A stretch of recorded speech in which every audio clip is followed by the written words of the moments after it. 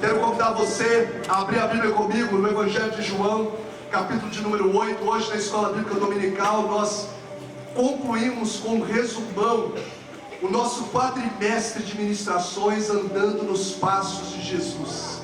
A última ministração, na semana passada, nós falamos sobre as recompensas de andar nos passos de Jesus, e uma delas nós exercemos agora, porque nós temos como recompensa a autoridade do nome de Jesus que está sobre a nossa vida, amém? No nome de Jesus está a autoridade que foi dada à igreja para exercer essa autoridade onde nós colocarmos a planta dos nossos pés. E hoje nós, nessa palavra final, nós queremos ler o Evangelho de João, capítulo 8, verso 30 a 32, e destacar marcas impreteríveis, indispensáveis, de quem anda nos passos de Jesus. E eu quero deixar esse texto como base de João, capítulo 8, verso 30 a seguir, que diz assim: ditas estas coisas, muitos creram nele. Muitos. 31. Disse, pois, Jesus aos judeus que haviam crido nele. Vamos ler juntos o que Jesus falou para os judeus que acreditaram nele? Se vós permanecerdes na minha palavra, sois verdadeiramente meus discípulos. Mais uma vez. Se vós permanecerdes na minha palavra, sois verdadeiramente meus discípulos. 32, bem conhecido.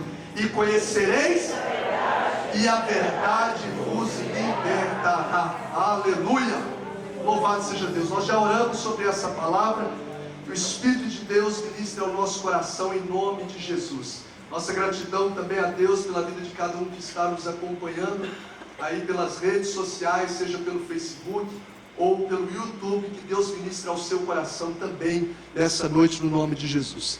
As marcas de quem anda nos passos de Jesus vai ser o nosso resumão desse quadrimestre, e eu quero compartilhar com vocês esse texto. Por fineza, a equipe aí da comunicação vai nos ajudar. Vamos ler juntos?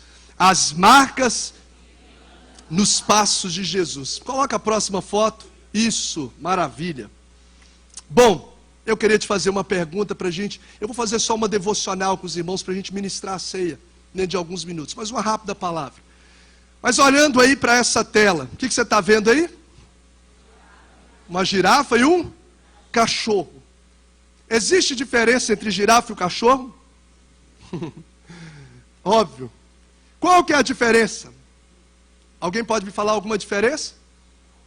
A altura. Tem altura diferente, sim ou não? Quem mais?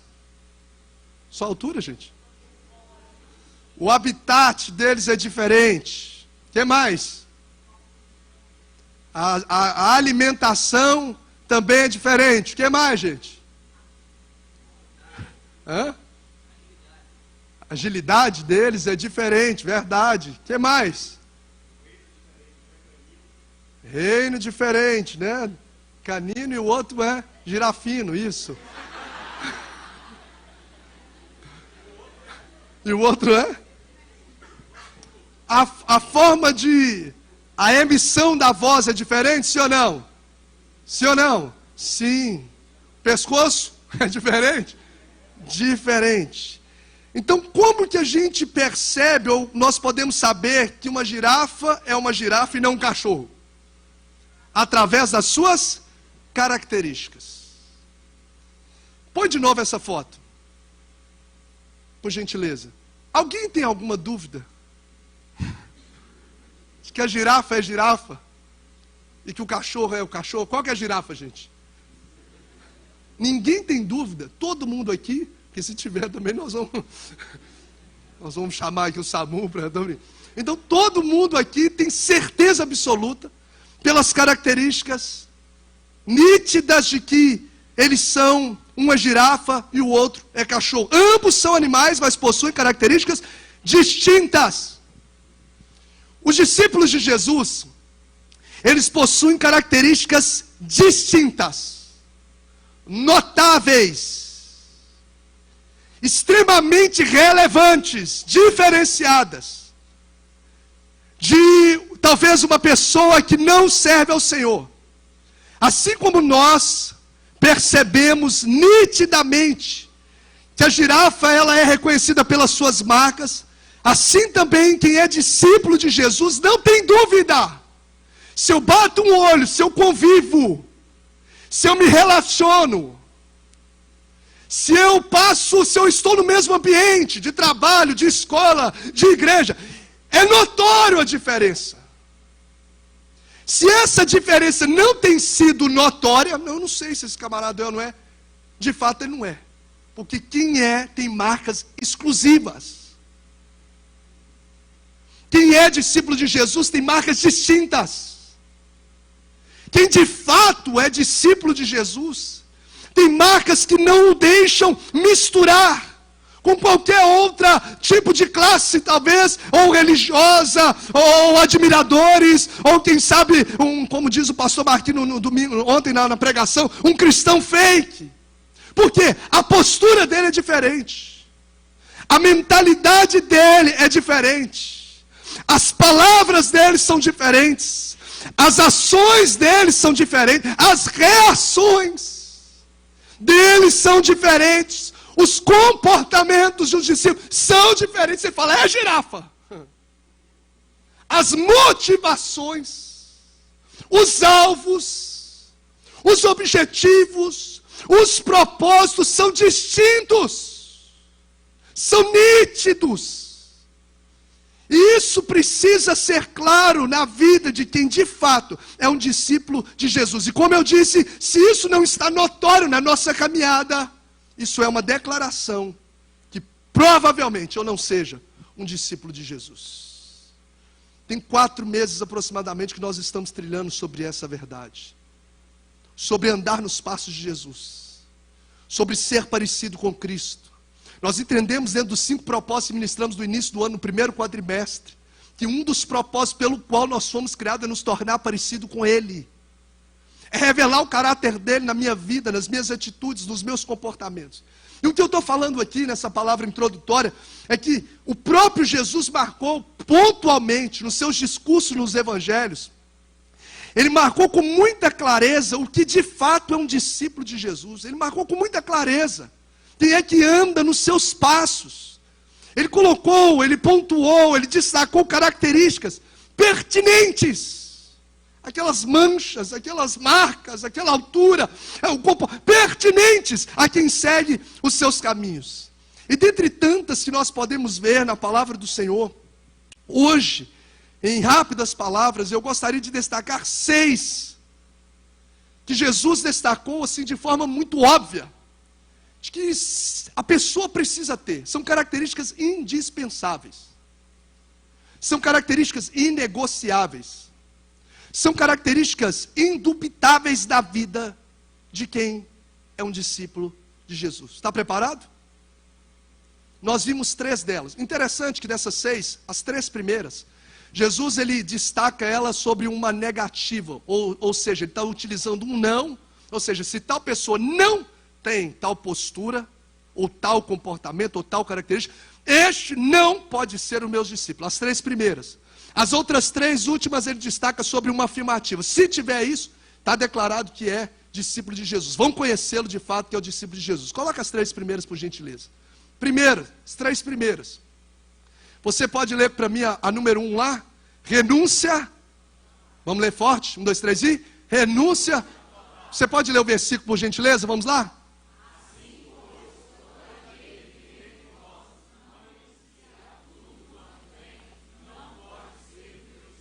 Não pode ser. Leia as próximas, por gentileza, só a parte que está grifada, o versículo que está grifado no final. Não pode. Da última. São 3 textos sobre 3 contextos diferentes. Em que Jesus, sobre um tom de negativa, dizendo, se não tiver tais características, não pode ser o meu discípulo. Então a primeira que ele destacou, nós falamos, quando ministramos sobre o preço do discipulado, ou o preço de andar nos passos de Jesus, nós falamos sobre ela. Pode voltar a filmagem. Renúncia total. Renúncia total. Todo aquele que dentre vós não renuncia tudo quanto possui, ou quanto tem, não pode ser o meu discípulo. O que Jesus está dizendo é que quem deseja segui-lo, quem de fato é um discípulo dele, o primeiro lugar é que ele tem que estar disposto a abrir mão de tudo aquilo que ocupa o primeiro lugar no seu coração. Abrir mão de tudo aquilo que porventura ocupa o primeiro lugar no seu coração. De fato você será mostrado, revelado, identificado pelos céus como um discípulo de Jesus. Então essa é a primeira coisa que nós precisamos identificar, se nós estamos vivendo como discípulos. Há algo que está acima de Cristo na minha vida? É uma pergunta que precisamos fazer.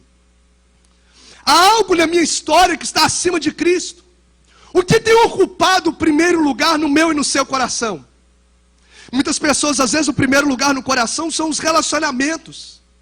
A pessoa fala, não, esse relacionamento não agrada a Deus, mas eu não consigo abrir mão dele. Eu não consigo acertar esse relacionamento para viver uma vida que agrada a Deus. Não é discípulo.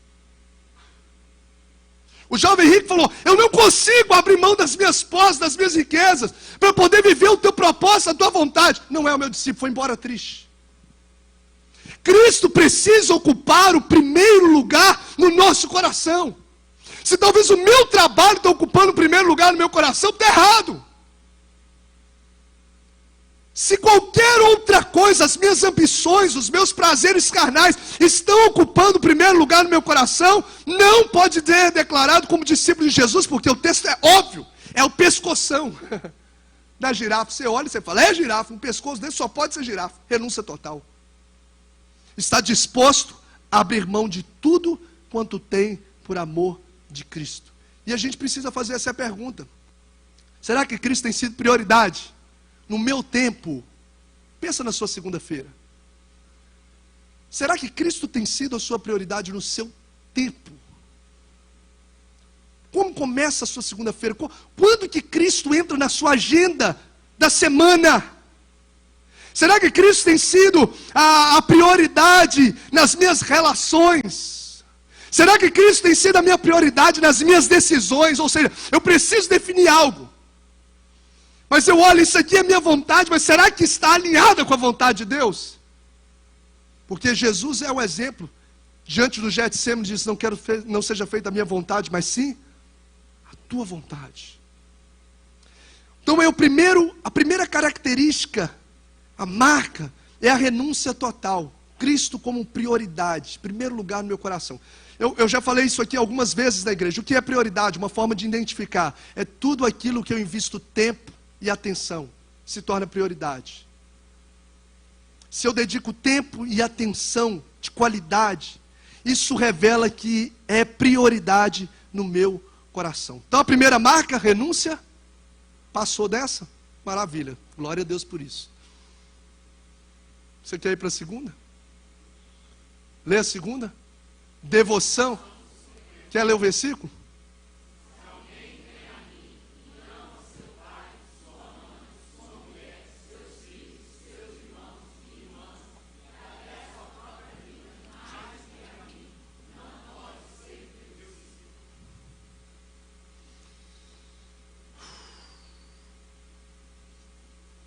Esse texto está muito claro em nos mostrar que Jesus está dizendo que se alguém que não o ama mais do que todas as pessoas que são seus vínculos mais fortes na terra, não pode ser o seu discípulo.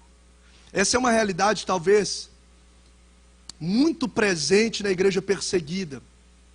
Como a gente está no Ocidente, nós conversamos sobre isso em algumas ocasiões. No Oriente, são cerca de quase 100 milhões, na atualidade, de cristãos que são perseguidos de alguma forma por causa do Evangelho, e dentre esses, milhares estão presos por amor ao Evangelho. E quantos não são os relatos? Eu assino e participo da igreja Ministério Portas Abertas, onde dá assistência à igreja perseguida, e as revistas me chegam, os noticiários me chegam, sempre, todos os meses, de pessoas em que a família fala, se você converte ao cristianismo, some daqui de casa. Você não pode ter um real no bolso, a forma de expressão. Mas você vai sair sem nada daqui de casa. Ou você nega a Cristo, ou você fica aqui dentro de casa. Isso acontece que, na verdade, a cada 3 minutos, morre um cristão perseguido por o Evangelho, por causa do Evangelho.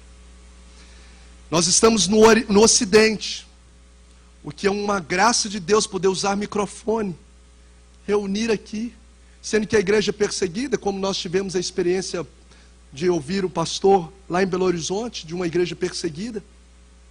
Os cultos acontecem subterrâneos, começam depois da meia-noite, eles entram por dentro de um túnel, de capuz muitas das vezes, guiado por um dos líderes, para poder chegar lá embaixo, porque lá tem uma Bíblia, porque lá eles passam a madrugada inteira no porão lá, adorando a Deus, porque não podem ler a Bíblia, não podem adorar a Deus na sua casa, porque senão são martirizados literalmente, espancados literalmente, torturados literalmente.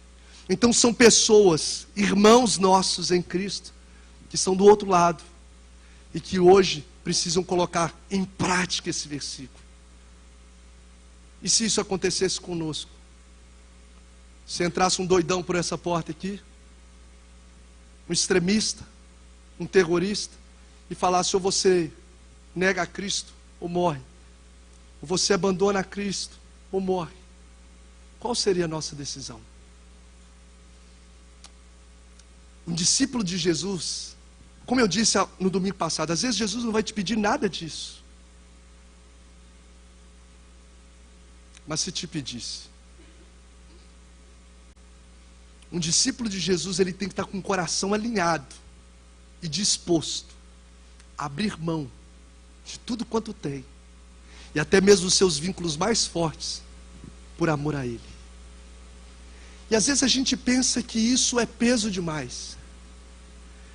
Peso e preço e custo foi o que Ele pagou na cruz.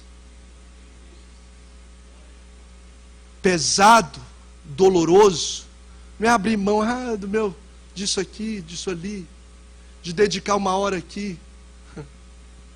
Doloroso foi Ele deixar o céu de glória, onde Ele reinava e adorado dioturnamente, dizendo que Ele é santo, santo, santo, santo. Mas deixa o céu, se faz homem, habita entre nós, seres que Ele mesmo criou, seres que Ele projetou, que Ele desenhou no ventre, e que muitas vezes passou por Ele nas ruas de Jerusalém, e esbofeteou, o ridicularizou, o escarneceu, zoou da cara dele, como diz a linguagem de hoje. E Ele, olhando essas pessoas que Ele criou para um propósito, para a sua glória, fazer isso com Ele, Ele não desiste da missão. Ele está no Getsemane, Ele soa gotas de sangue. Eu não sei o nível de emocional que Jesus estava ali, a ponto do seu suor se transformar em gotas de sangue.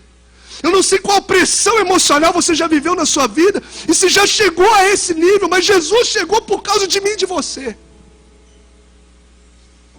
Mas Ele não abriu mão.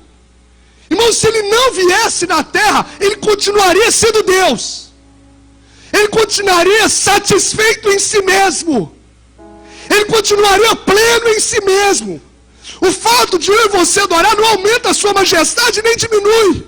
Mas por amor e para a glória do Pai, Ele veio e sofreu a mais horrenda de todas as mortes, a mais vexatória, humilhante, vergonhosa de todas as mortes, a morte de cruz. Uma madrugada inteira apanhando, uma madrugada inteira sendo escorraçado, com chicotes entremeados de pedaços de porcelanas e ossos, que arrancavam um pedaço do seu corpo, na frente, nas costas, no peitoral. E depois de passar a madrugada inteira, Ele tem que carregar o patíbulo, o pedaço, a parte da cruz. E Ele vai carregando, a ponto de não conseguir, cair no meio do caminho, receber ajuda, um homem de dores, ser pendurado no madeiro. Isso é preço, sem merecer. Um cordeiro santo, imaculado, perfeito, pendurado por 6 horas, de 9 da manhã às 15 horas, sendo que as 3 últimas horas o céu se enegreceram, porque até a natureza se compadeceu, se rendeu diante da majestade, da manifestação de amor e de graça de Deus. E durante as suas 6 horas do madeiro ele lança 7 brados de vitória, brados de perdão, dizendo: hoje mesmo o ladrão da cruz estarás comigo no paraíso, o homem sendo humilhado e ainda liberando perdão, salvando vidas presos no madeiro. Pai, perdoa-lhes os meus algozes, os meus inimigos, porque eles não sabem o que fazem. Liberando perdão sobre os inimigos, orando. O homem que se preocupou com cuidar da sua mãe, pendurado no madeiro, João, isso aí é tua mãe. Mãe, isso aí é João. Cuide dela. Um homem pendurado no madeiro, que dá um tão glorioso, estupendo grito da vitória, dizendo: Betela está consumado, a obra foi completada, o plano foi realizado, a glória de Deus foi completamente tributada. Mas a morte não pode deter. A sepultura não pode manter encerrado dentro de um pequeno espaço. Se você tiver o privilégio de ir a Jerusalém, vai, irmão, e entre lá no jardim do túmulo, porque lá tem uma placa dizendo: He's not here. Ele não está aqui, ele ressuscitou e vive está para todos sempre. Se você ama esse Jesus, aplauda, adore, celebre, exalte ao Rei dos Reis, ao Senhor dos Senhores.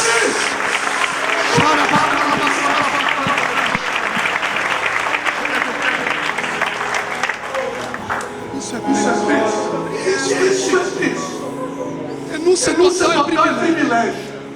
Devoção suprema é privilégio. Preço é o que ele pagou. Era para eu estar lá. Eu estar lá. Eu mereço estar lá. Mereço estar lá. Mas pela graça nós fomos salvos. Aleluia. A salvação de graça. Tem nada que eu faça que possa comprar o amor de Deus. Ele me ama apesar de quem eu sou. Ele te ama apesar do que você faz. O amor dele não aumenta, não diminui. Ele continua te amando. Ele quer você mais perto ainda dele. Você vivia uma vida tão nesse eterno. E sobretudo uma vida eterna nos céus. Glória a Deus. Glória. Renúncia total. Devoção suprema. O próximo, levar a sua cruz. E aquele, e aquele.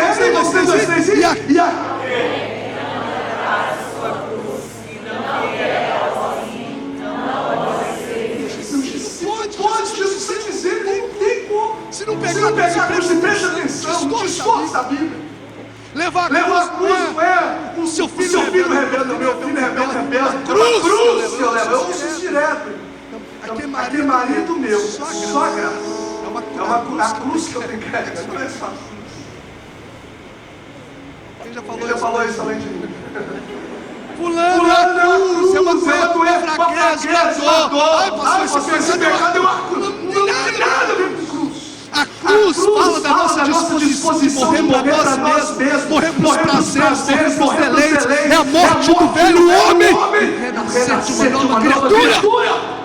Tomar a minha cruz é declarar que eu estou morto para o mundo, eu estou morto para o pecado, e como diz um certo teólogo, andar com esse atestado de óbito no bolso todos os dias. E lembrar que já não sou eu, mas quem vivo, mas Cristo vive em mim. Aleluia. Não sou eu, mas Cristo vive em mim. Quem é discípulo de Jesus, você vê o pescoção dele de longe. Você vê as marcas dele. Você distingue ele, você não tem dúvida, é discípulo. Para a gente finalizar, eu só vou ler os 4 pontos. Fala, terceiro do 4. Obedece e permanece o que Jesus disse.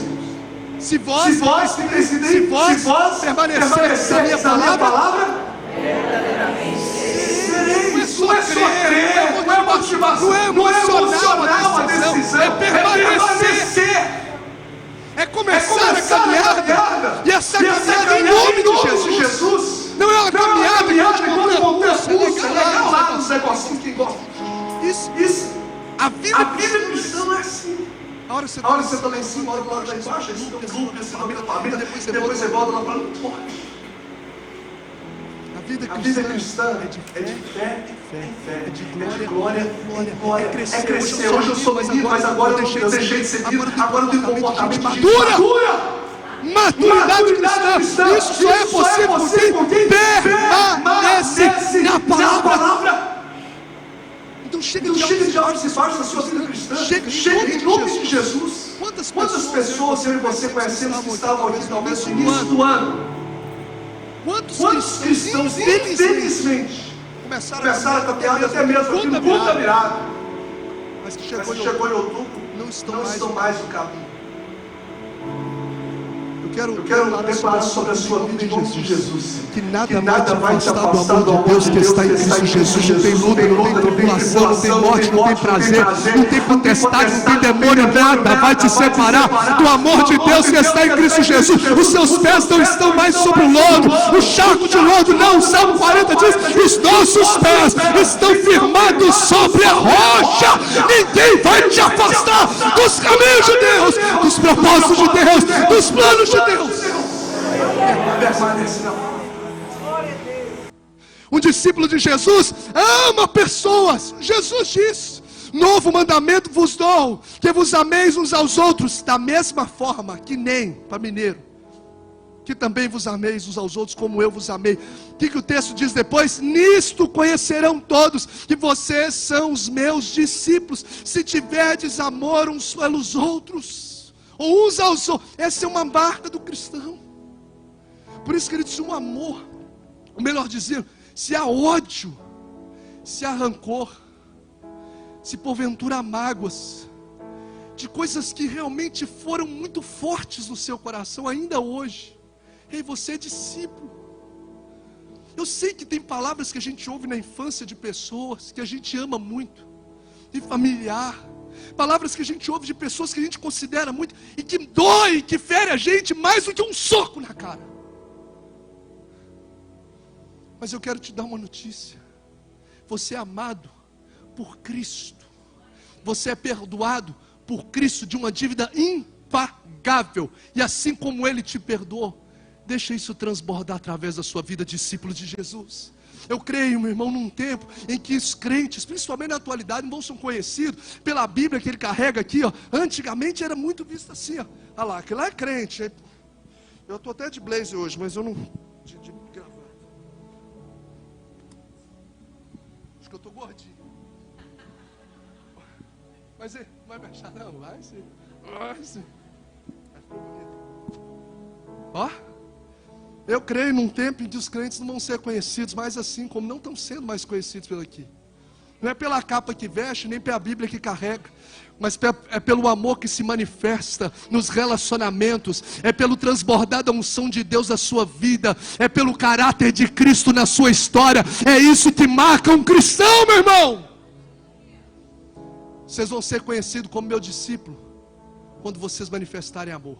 E por fim, se vocês derem muito fruto. Lê o versículo, por gentileza. Nisto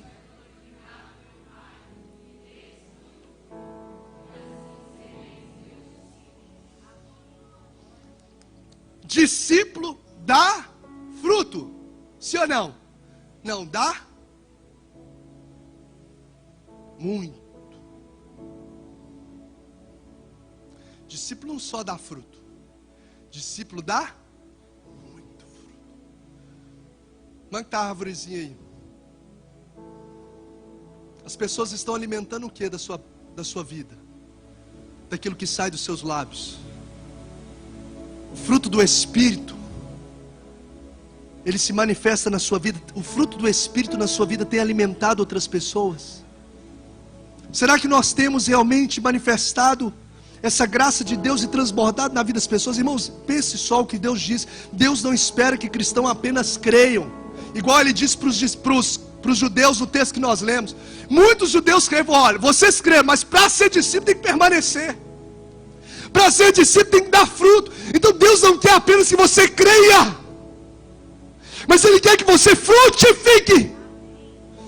Deus não quer apenas que a gente passe por essa vida, mas que a gente alimente outras pessoas. Você é possuidor de dons, de talentos, de capacitação. E você acha que foi você mesmo que produziu isso? Efésios nos diz que Deus dá dons aos homens. Tudo que você tem foi Deus quem te deu. E te chama para que, quer você coma, quer eu coma, quer eu beba, quer eu faça qualquer coisa, que eu faça tudo para a glória de Deus. Você pode aplaudir a Jesus, você pode aplaudir a Ele, glorificar o nome dEle, glorificar o nome daquele que sustenta e que te deu dons. Eu quero declarar sobre a sua vida em nome de Jesus que você vai dar muitos frutos. Eu quero declarar em nome de Jesus que Deus está levantando uma igreja, não que vive de oba a oba, uma igreja que é conhecida pelo caráter de Cristo que revela, uma igreja que anda nos passos dele, uma igreja formada por uma comunidade de discípulos cheias do Espírito Santo, que dá muitos frutos. Eu quero dizer, meu irmão, pessoas vão conhecer a Cristo. Eu quero declarar através do amor, da graça, da presença de Deus na sua vida, no nome de Jesus. Eu quero declarar ainda mais, como orei agora há pouco, que a sua família vai conhecer a Cristo, não por um pastor que vai pregar lá, mas porque Deus está te colocando como luz dentro daquele lugar, como sal dentro daquele lugar. A sua família vai se render a Cristo através da sua vida, através daquilo que Deus está fazendo na sua história, no nome de Jesus. Você foi chamado para dar fruto e nada vai parar. Eu quero, recebe, meu irmão, nada vai parar. O que Deus tem liberado sobre a sua vida, nada vai parar. O que Jesus já tem reservado no céu, e se hoje tem algo que impede disso fluir, vai ser jogado por terra, porque o Senhor está levantando uma comunidade de discípulos para marcar essa cidade, para marcar os nossos bairros onde moramos, e para onde colocarmos a planta dos pés, refletimos a glória dele. Eu quero convidar você a colocar-se de pé nesse momento.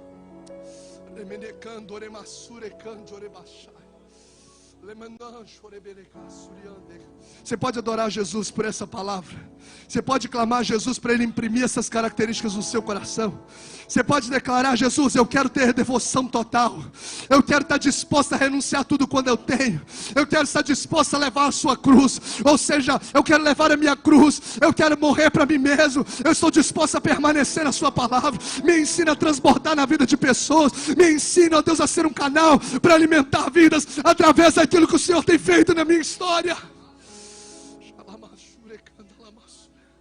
Coloque a mão sobre o seu coração e comece a orar agora. Você tem algo para falar com Ele? Discípulo de Jesus, você é um discípulo dele. Comece a dizer para o Senhor. Começa a dizer para o Senhor palavras. Ore sobre essa palavra, querido. Começa a declarar. Há poder na oração. Começa a declarar: Jesus tem misericórdia de mim. Alinha o meu coração. Jesus tem misericórdia de mim. Eu não quero ser um cristão que passa nessa terra e quando a trombeta tocar, eu não esteja preparado. Eu quero ser conhecido e quero caminhar todos os dias da minha vida como um discípulo teu. Ore isso ao Senhor agora. Que todas as cadeias que te impedem de fluir no reino espiritual sejam quebradas. E todas as cadeias que te impedem de fluir no poder do Espírito sejam quebradas. Eu quero declarar que Deus vai ativar sobre você um novo tempo, um tempo de frutificação, um tempo que acompanhou os discípulos que andaram nos passos de Jesus. Os sinais seguiram a vida dele. Eu quero declarar: os sinais da glória de Deus vão seguir a sua vida. Se você recebe, meu irmão, toma posse dessa palavra.